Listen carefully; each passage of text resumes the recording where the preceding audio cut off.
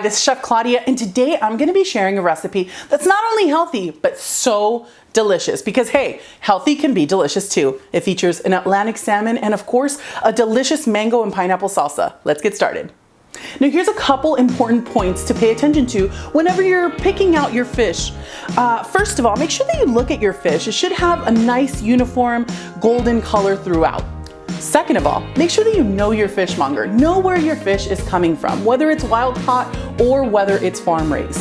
And then third of all, make sure that you smell your fish. So important. Why? Because it should smell of the ocean and not fishy at all. Let's get started.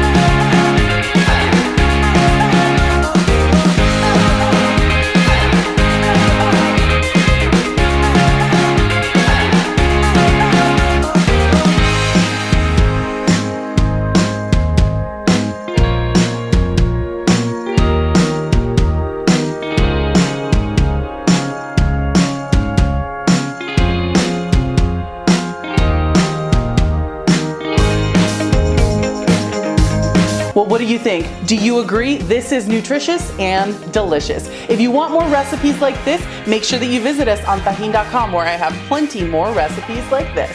See you there.